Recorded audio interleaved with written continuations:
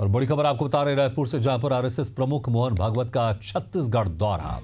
Swami Vivekananda airport पहुंचे मोहन भागवत। कार्यकर्ताओं और पदाधिकारियों ने किया स्वागत। एयरपोर्ट से सीधा जाएंगे जागृति मंडल कार्यालय। तो ये बड़ी खबर आपको बता रहे हैं।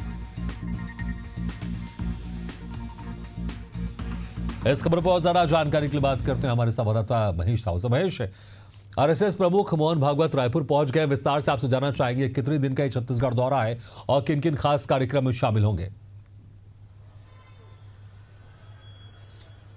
बिल्कुल, देखिए, आरएसएस प्रमुख मोहन भागवत छत्तीसगढ़ के 3 दिवसीय दौरे पर हैं और छत्तीसगढ़ के राजधानी रायपुर एयरपोर्ट से सीधे राजधानी रायपुर से सीधा जागृति मंडल के लिए रवाना हो चुके हैं। कई जो है अलग अलग जो है कार्यक्रम होंगे। अगर हम कार्यक्रमों की बात की जाए तो कल एम्स में जो है युवाओं से संवाद करेंगे। इसके अलावा जो है राजधानी रायपुर के अभनपुर स्थित सोनपैरी में जो है विशाल हिंदू महासम्मेलन में शामिल होंगे। तो इस तरीके से कार्यक्रम है और वहाँ हिंदू सम्मेलन पर शामिल करेंगे और इसके अलावा जो समाज के अलग अलग प्रमुखों से भी मुलाकात करेंगे। तो कहीं ना कहीं आरएसएस प्रमुख मोहन भागवत का जो दौरा है तो कहीं ना कहीं अहम माना जा रहा है। अलग अलग जो है समाजों से मुलाकात करेंगे। हिंदुत्व को लेकर भी चर्चाएं जो है देखने को मिलेगा। इसके अलावा राजधानी रायपुर 1 जनवरी को जो है राम मंदिर का भी दर्शन करेंगे। तो इस तरीके से मोहन भागवत आरएसएस प्रमुख है और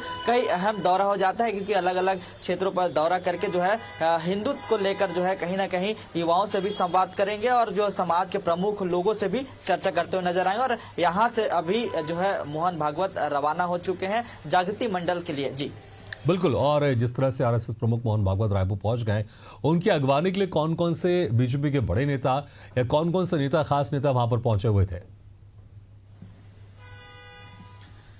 बिल्कुल, देखिए, अभी फिलहाल कोई बीजेपी कोई दिग्गज नेता नहीं है। प्रोटोकॉल के तहत जो है फिलहाल सुरक्षा के घेरे के जो है यहाँ से लेकर गया गया है क्योंकि पूरी सुरक्षा एनएसजी और सीआईएसएफ के जो जवान थे उनके पर्सनल जो गार्ड थे उसके जो है लेके गया गया। अभी फिलहाल कोई बीजेपी के कोई कार्यकर्ता या बीजेपी कोई बड़े लीडर अभी नहीं आए हैं। फिलहाल ये कह सकते हैं कि जो जागृति मंडल होगा, जो प्रमुख जो आश्रम है आरएसएस का, वहां पर जो है कहीं ना कहीं बीजेपी नेताओं या मंत्रियों का जो है जमावड़ा देखने को मिल सकता है। तो जिस तरीके से जो मोहन भागवत का ये दौरा है तो कहीं ना कहीं जो हिंदू महासम्मेलन में जिस तरीके से हिंदू समुदाय के बड़ी संख्या में वहां पर जो है शामिल होंगे। इसके अलावा तमाम अलग अलग जो क्षेत्र के जो समाज प्रमुख है वो इसमें शामिल होंगे क्योंकि जिस तरीके से कहा जा रहा है कि युवाओं को जो है जो संवाद का कार्यक्रम है वो देखने को मिलेगा। तो देखना होगा कहीं ना कहीं आगे किस तरीके से ये जो महत्वपूर्ण दौरा है मोहन भागवत का वो किस तरीके से अहम होता है नजर आएगा। जी बिल्कुल महेश, जिस तरह से हमने देखा आरएसएस का एक ध्येय वाक्य रहता है कि संगठन में शक्ति है, और जिस तरह से भी अगर हम देखें लगातार आरएसएस ये कहता है कि हम हिंदू को एक करने की बात करते हैं, हम किसी पक्ष के खिलाफ नहीं है, बस हम हिंदू को संगठित करने की बात करते हैं। और अभी हम देखें, अभी कुछ दिन पहले यहाँ पर पंडित धीरेन्द्र कृष्ण शास्त्री का हनुमंत कथा भी थी और जिसको लेकर विपक्षी कांग्रेस की तरफ से तमाम तरह के आरोप भी लगाए गए थे और वहां पर भी पंडित धीरेन्द्र कृष्ण शास्त्री ने हिंदू एकता की बात की, हिंदू राष्ट्र की बात की। और अब यह आरएसएस प्रमुख मोहन भागवत का दौरा, विशाल हिंदू जनसभा होगा जिसको संबोधित भी करेंगे, वहां पर शामिल होंगे। तो कहीं ना कहीं छत्तीसगढ़ में, क्योंकि हम देख रहे हैं लगातार बीजेपी इस पर एक काम कर रही है, खासकर आरएसएस काम करे कैसे हिंदुओं को एकजुट किया जाए, क्योंकि अक्सर जब भी वोट की बात आती है, इलेक्शन की बात आती है, तो हम देखते हैं एक आंकड़ा सामने आता है कि यहां पर इतने जाति के लोग हैं, यहां पर एसटी के इतने, यहां पर एससी के इतने हैं, ओबीसी के इतने हैं। तो एक जाति आधारित यहां पर जनगणना की बात तो हो ही रही है, जनगणना हो भी रही है, लेकिन वोट में भी इसका असर होता है। लेकिन जब जब हिंदू एक होता है तो इसका फायदा सीधे बीजेपी को ही होता है। और यहां पर कहीं ना कहीं सभी एक हिंदू को एक करने की एक रणनीति हम देख रहे हैं, उस पर बहुत जोर शोर से काम हो रहा है। इसलिए अभी जो बागेश्वर धाम के जो पीठाचार्य है पंडित धीरेन्द्र कृष्ण शास्त्री, वो भी आए, वो तो हर मंचों से कहते ही है। अब आरएसएस प्रमुख मोहन भागवत आए हैं और नए साल की शुरुआत एक विशाल सम्मेलन से होगी जहां पर हिंदू जनसभा को लेकर एक बहुत सारे लोग उपस्थित होंगे और फिर से यहाँ पर एक हुंकार भरी जाएगी। और जिस तरह से मैंने कहा कि संगठन में शक्ति है, उसका वहां पर एक प्रतिरूप देखने को मिलेगा।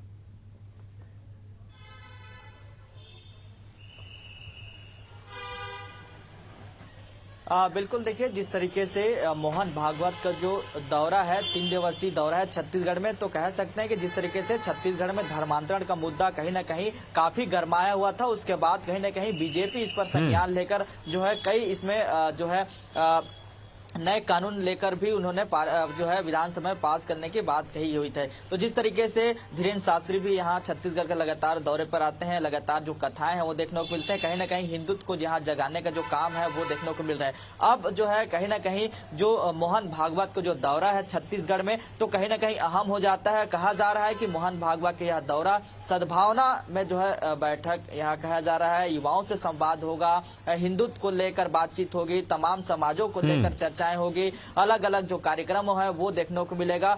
कह सकते हैं छत्तीसगढ़ की अगर हम बात करें तो बस्तर इलाका, सरगुजा और जसपुर इलाके में जिस तरीके से जो धर्मांतर के मामले हाल ही में आपने देखा होगा, जो कांकेर इलाके में धर्मांतर को लेकर काफी विवाद जो देखने को मिला था, तो इसको लेकर कहीं ना कहीं छत्तीसगढ़ में जो धर्मांतर का विवाद है उसको लेकर कहीं ना कहीं चिंतित नजर जो है आ रहे थे। अब कहीं ना कहीं जब पीठाधीश धीरेन्द्र शास्त्री महाराज जब आए थे तो अलग अलग जो है उन्होंने हिंदुत्व को लेकर काफी बात कही थी। वहीं अगर हम बात करें जिस तरीके से बयानबाजी के कयासों में, तो विपक्षों के द्वारा भी कई गंभीर जो है आरोप लगाए थे। तो देखना होगा कि किस तरीके से जब नए साल की शुरुआत हो रहे हैं और मोहन भागवत दौरे पर हैं, तो अहम हो जाता है छत्तीसगढ़। बिल्कुल महेश, और इसका असर कितना होगा यहाँ पर, किस तरह से सियासत गरमाएगी, ये भी देखने वाली बात होगी। बहुत बहुत शुक्रिया महेश इस तमाम जानकारी के लिए।